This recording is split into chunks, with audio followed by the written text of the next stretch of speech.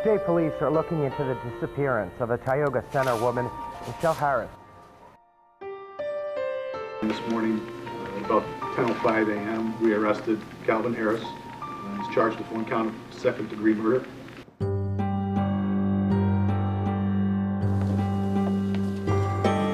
As I have stated before from day one, I did not have any involvement in Michelle's disappearance. I would never hurt the mother of my children.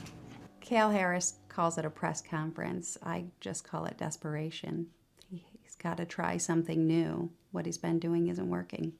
For the past 13 years, my children and I have endured under extremely difficult circumstances. We need to know what really happened to our mother.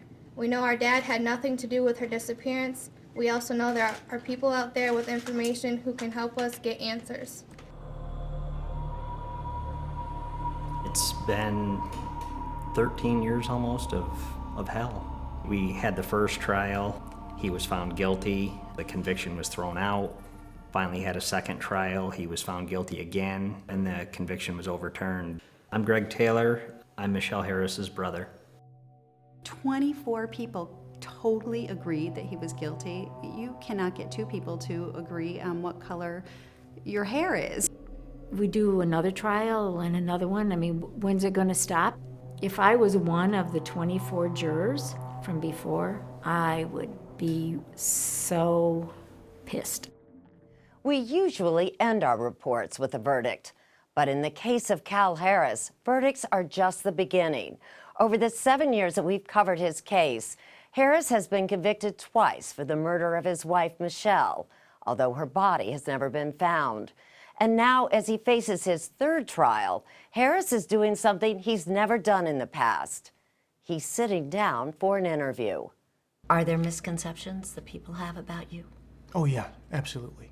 That I'm this cold, calculating killer. I'm greedy. You know, this is all about money. People out there are only getting one side of the story. What has that been like for the last 13 years? It's been horrible. It's horrible. It's been a nightmare. I've been ripped away from my kids 3 times now. 3 times now. I've had to sit in a jail cell or a prison cell and wait for a judge or judges to overturn this thing. I feel like I'm being kidnapped in broad daylight and no one can do anything about it. We're going through this a third time because he has the financial means to hire law firms to find some technicality. If it was anybody else, we wouldn't be going through this again. I'm being put in a position that no one should be put in, and that is I'm having to try to solve this case to save myself so I can be with my children. I have to ask you this question. Everyone wants to see you answer it.